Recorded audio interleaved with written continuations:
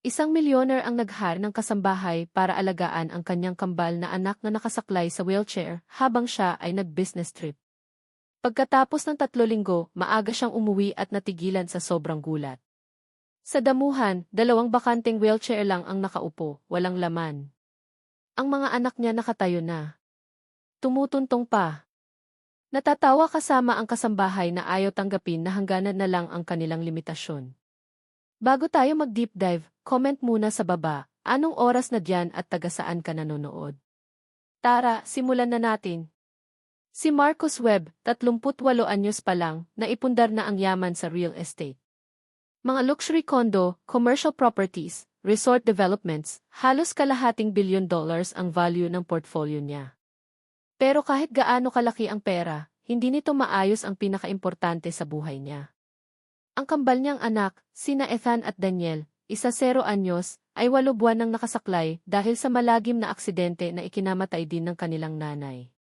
Malinaw ang diagnosis ng mga doktor, severe spinal trauma. Permanenteng hindi na makakalakad. Wheelchair na forever. Pagkatapos noon, inilibing ni Marcos ang sarili sa trabaho. Lagi na lang biyahe para sa deals, tinatakbuhan ang sakit na naghihintay sa bahay. Nagpapalit-palit siya ng caregivers, lahat profesional, lahat competent, pero temporary lang. Wala ni isa ang tumagal ng mahigit ilang linggo. Mahirap talaga ang mga bata. Galit. Malungkot. Depressed. Hindi mo sila masisisi. 3 linggo bago ang long business trip sa Dubai at Singapore, pang-8 caregiver na ang ipinadala ng agency, si Dana Okafor, 32 anyos, mula Nigeria, may credentials sa physical therapy at pediatric care. Sa maikling interview, halos hindi man lang tiningnan ni Marcos si Dana. Nasa eroplano na ang isip niya, nagre-rehearse ng pitch. Tinuro lang niya kung saan ang gamot, ipinakita ang 2 wheelchair, isa blue na may yellow trim, isa red na may black, at ibinigay ang emergency list. Online school sa umaga, sabi niya habang kinuha ang briefcase. May exercises sa binder. Chef ang bahala sa pagkain. Basta ligtas lang sila. Tumango si Dana, maayos ang gray uniform at puting apron, nakatupi ang yellow gloves sa bulsa. Gaano katagal kayo mawawala, Dean Webb? 3 weeks, baka 4. Sumulyap siya sa hagdan, malamang nakatablet lang ang mga bata, isolated at miserable. Call kung emergency. At umalis siya, masaya na nakataka sa bigat ng bahay. Sa Singapore, collapse ang deal sa D18. Nag-cold feet ang investors. Galit si Marcos, pero may kakaibang relief, pwede na umuwi ng maaga. Same evening pa flight niya. 22 oras later, pagod at jet lag, dumating siya sa estate. Tanghali na, bright at warm ang California sun. Kinuha ang briefcase, papasok na sana para mag-shower at matulog. Pero may kakaiba. Sa side gate, kita ang damuhan. 2 wheelchair, empty. Nakaupo lang sa araw. Biglang tumigil ang puso niya. Nasaan ang mga bata? Nasaktan ba? Ano nang nangyari? Nabitawan ang briefcase, tumakbo papunta sa lawn. Worst case scenario sa isip. Pumutok sa gate at natigilan. Kamay sa ulo. Bibig na ka nga sa sobrang shock. Sa gitna ng damuhan, nakatayo ang mga anak niya. Sina Ethan at Daniel, parehong light blue striped shirts at jeans, nakatayo ng mag-isa. Hawak ang balikat ni Dana.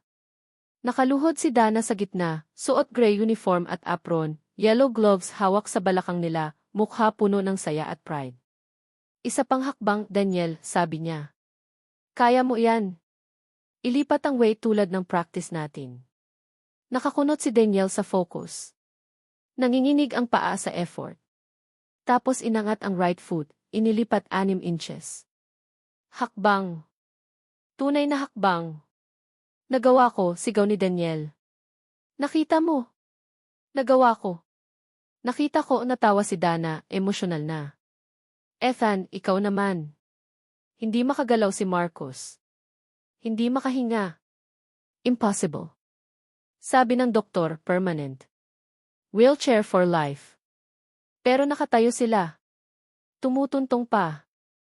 Ano to, bulong niya. Lumingon silang 3. Nanlaki ang mata ng mga bata. Daddy, sigaw ni Ethan. Uwi ka na. Tingnan mo kung ano kaya ko.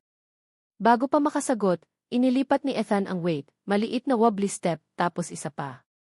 Nanginginig ang paa, pero gumagalaw. Nanghina ang tuhod ni Marcos. Tumumba sa damo, luha tumutulo. Paano to nangyari, halos hindi masabi. Limited lang ang alam ng doktor, mahinahon na sagot ni Dana habang tinutulungan si Ethan. Base sa conventional patterns. Pero ang mga batang to, extraordinary sila.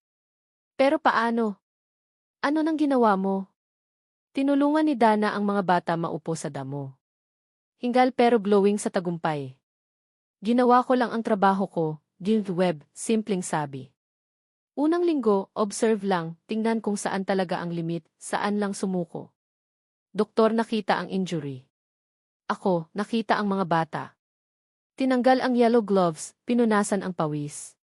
Week 2, nag-research. May connections ako sa Nigeria, innovative rehab techniques. Nag-consult, nagpadala ng videos. Dapat sinabi mo muna, sabi ni Marcos, pero awe, hindi galit. Siguro. Pero wala ka. Kailangan nila ng naniniwala ngayon, hindi after 3 weeks. Proud na sabi ni Daniel, sabi ni Ma'am Dana, pwede raw maghanap ng new pathways ang brain kung i-challenge ng tama. Ginawa niyang game. Araw-araw exercises, minsan twice. Sakit noong una pero naramdaman ko ulit ang tos ko. Talagang naramdaman, excited na dugtong ni Ethan. Tapos ankles. Sabi niya, kung maramdaman, baka makagalaw. Kaya tuloy lang. 4 days ago, unang stand ni Ethan. Tahimik na sinabi ni Dana, ilang segundo lang pero enough. After noon, alam na nilang possible. Tumingin si Marcos sa empty wheelchairs, blue, yellow, red, black. Mga simbolo ng pagkawala. 20 seconds ako kaninang umaga, proud ni Daniel. 31 seconds ako, competitive na Ethan. Pero mas maraming hakbang si Daniel. Nag-aaway na parang normal brothers ulit. Proud. Buhay. Lumapag si Marcos, niyakap ng mahigpit ang mga anak, umiiyak. Naramdaman ang bagong strength sa katawan nila. Sorry, bulong. Dapat nandito ako. Okay lang, Dad, sabi ni Daniel.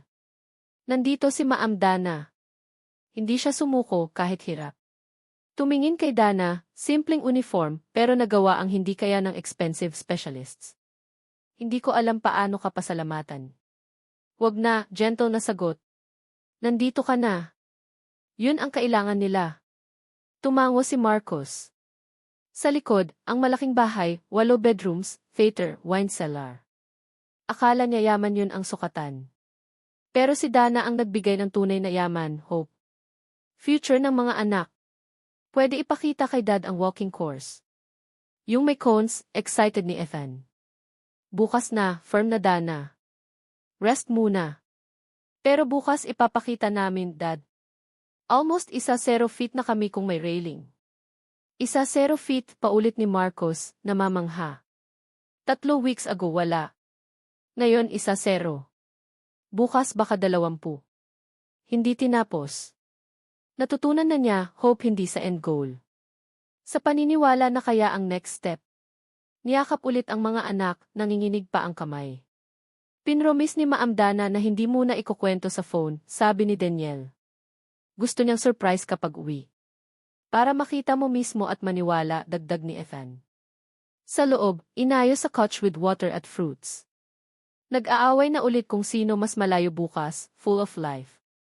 Sa kusina, nahanap si Dana, hugas pa ng bottles, yellow gloves pa. Kailangan tawagan ang doktor. Document, study para ma-replicate. Nagawa ko na, quiet na sagot. Field progress, notes, sent reports last week. Skeptical pero interested. Tuesday exam ni E. Rodriguez. Sumandal si Marcos, overwhelmed. 3 weeks lang. 8 months ang best specialists D. Specialist treated injury, sabi ni Dana. Ako, treated ang mga bata, higit sa diagnosis. Yun ang difference. Tinanggal ang gloves, diretso tingin. And Webb, honest po, remarkable too, pero hindi cure. Significant function back. Pero may limits pa rin. Maaaring forever. Hindi fairy tale. Wala akong fake, fierce na Marcos. 3 weeks ago hindi makatayo.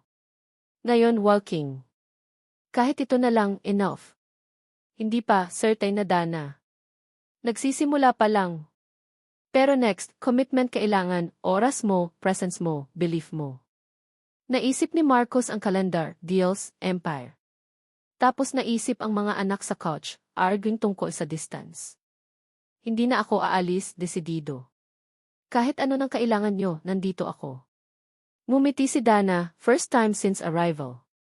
Mabuti. Kasi bukas, stairs na tayo. Kumpleto na. Kung gusto mo i-adjust, mas mahaba, mas maikli, o specific tone, sabihin mo lang. Ano ng oras na diyan sa Karachi? Watching from Pakistan ba?